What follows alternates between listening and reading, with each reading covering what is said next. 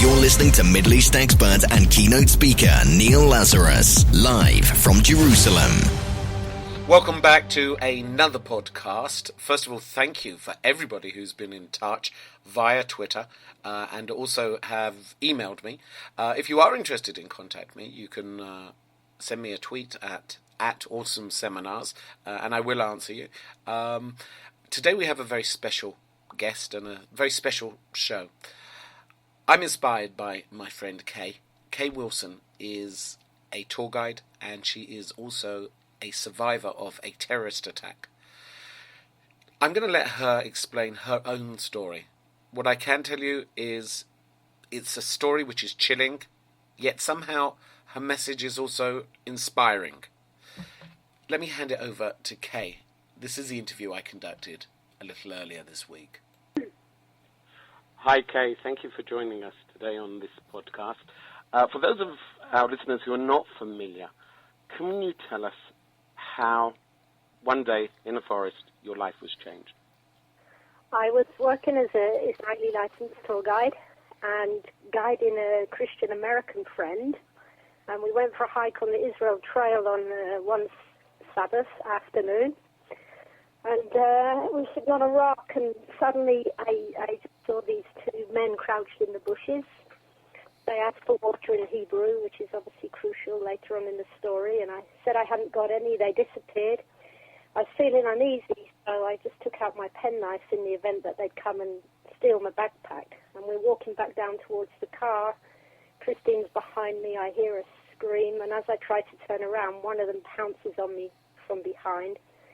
So I'm trying to struggle and trying to stab him, and I manage to nick him in the leg, but he overpowers me, pulls me to my feet, and he draws out this machete, and then begins half an hour of standing in the forest, mid-afternoon, a beautiful autumn day, and the two of us are being held by two Palestinians at knife point. And at first, obviously shock and trauma, but I try and pretend that I'm a tourist, that they find my Israeli ID, and as time passes, they start to make some phone calls, and I'm wondering if we're going to be kidnapped. But when one guy comes back, he tells me to take off my shoes, and he ties my hand behind my back with the laces, and then they gag us with Christine's fleece, and he takes off my Star of David, and the next thing I know, he pushes me to my knees. I hear the Islamic call of faith, and he starts stabbing me in the back, and I fall to the ground, and I'm laying on my side, and he's kneeling on me, and he's plunging that machete into me, and the only thing I can do is try and play dead. So I keep my eyes open, and that's how people die. And I watch my friend 5 feet away just being hacked up before my eyes. They leave thinking we're both dead, and then after a few seconds they come back, and he rolls me over, and I watch him stab me in the chest, and they leave again.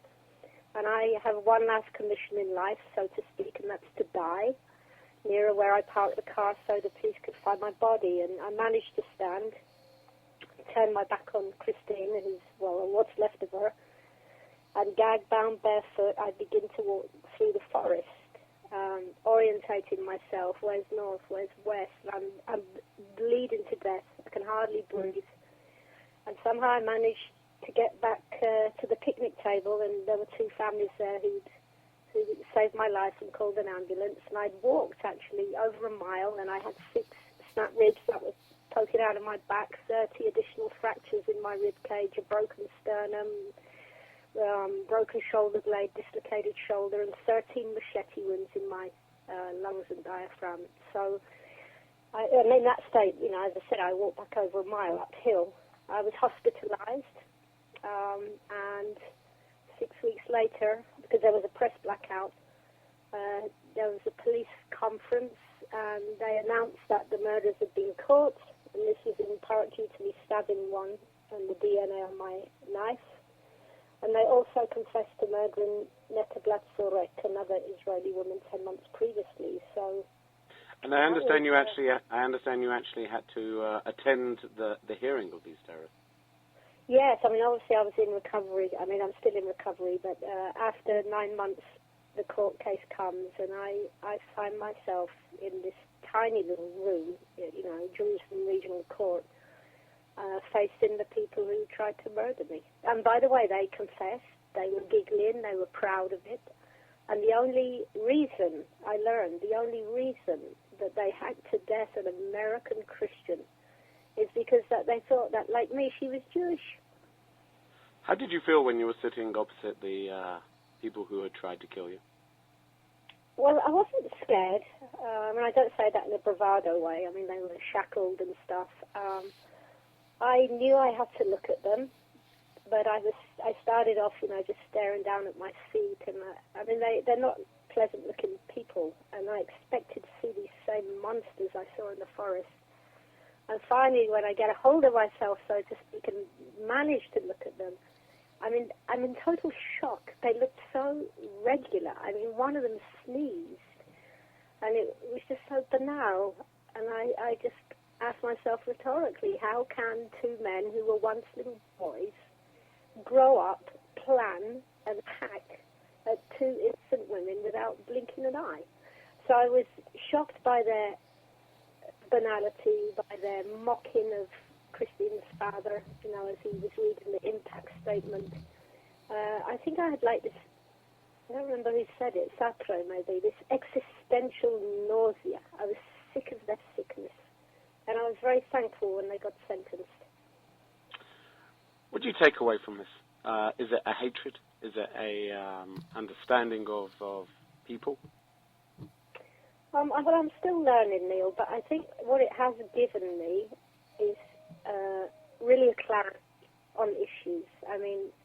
On a personal level, I know what to prioritize. I know what to get worried about. I know that a lot of the things in the past, what concerned me or upset me, they really don't now. Priorities. Secondly, this clarity is also, it's kind of moral. I think we should hate evil. And the rampant incitement in the Palestinian authorities to be hated and pursued and changed. On the other hand, I do not hold every Palestinian accountable for what two thugs did. I have Palestinian friends, and they're also suffering under the same regime. And it's worth noting also that it was an Arab Muslim Israeli surgeon who saved my life. So I look at it like two Muslims attacked me, and they made a choice to use their knives for evil. And one, educated under Israel's system, he learned to be a surgeon, and he used his knife for skill. So I think I take away from it, we have to hate evil and love mercy, really. How do you feel in the light of so much violence recently of ISIS, the Islamic State, terrorism, beheading? How does that affect you?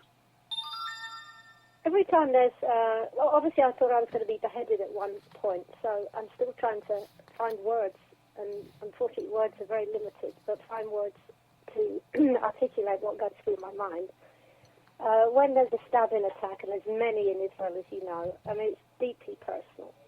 And we, just because of the age we live in, we dismiss things so easily, but I know that that person who got stabbed, even lightly, is going to affect them for the rest of their life. So I'm able to empathize quite deeply.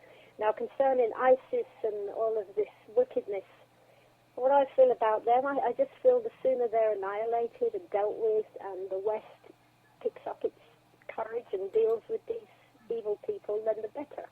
I feel terribly frustrated that so many people are murdered daily, and the West seems very, very reluctant to really get its hands dirty to get rid of it. But it's not, in my understanding, it's not just ISIS. It doesn't just start with ISIS. Even the UK, which, as you know, we're both born there. The Islamification of the British Isles is very worrying. You have so-called faith schools who teach hatred. You have so-called Islamic charities that sponsor terrorism. You have people protesting with ISIS flags on London streets. Nobody does a thing. So I think the apathy or the fear of the British public in particular, because it's where I was born, ultimately leads to more people joining terrorist organizations. And if that was stamped out, then maybe we wouldn't have had a war with ISIS in the beginning. tell me more about your Muslim friends who stand with you, visited you, and supported you during this time. That must have been very strange. Which one? When you said that you had both a surgeon who was a Muslim supporting you and a Palestinian, who was yes, yeah, who no, was actually I treating had you. quite a few Muslim friends. It was it wasn't strange to me. With the surgeon, I mean, it never occurred to me until later, and I found out. But because I already had very deep friendships with some of my Arab friends, it wasn't strange that they came to the hospital or, would call me. I mean, one of my friends was absolutely distraught, and he lives in Bethlehem. He's a Palestinian Christian. And I realized he fears for his life just like Jewish people do, really, He can't speak out, he can't do this, he has his restrictions. So it wasn't strange from the people I knew, because there was already a basis of some kind of substantial friendship there. In fact, I found the friendships very helpful. The driver I worked with as a tour guide was an Israeli Arab. And in the beginning I had terrible trauma just hearing Arabic. And he used to call me almost daily. And he's got a great sense of humour. Tell me jokes about politicians, or he'd curse at me in Arabic. And he'd do these things as like a friend. So in some senses, a lot of my Arab friends have been very instrumental in my continued healing. Okay, thank you very much for joining us. A pleasure is never the right word, but you're one of those people that motivate me for what I do as well. So thank you for joining us. And thank you, Neil. Thank you very much for the opportunity. Bye. Kay Wilson. There's nothing really I can say after an interview with Kay. She's an inspiration. There's not a message of hate. There's a new understanding of life and its values, and perhaps an important lesson for all of us to learn. I hope you enjoyed isn't the right word, but I hope you got something out of this podcast. Neil Lazarus. Educating, motivating, challenging. If you love this podcast, you'll love the Neil Lazarus app. Just search for Neil Lazarus on the Apple Store or on Google Play. It's all of your news in one place.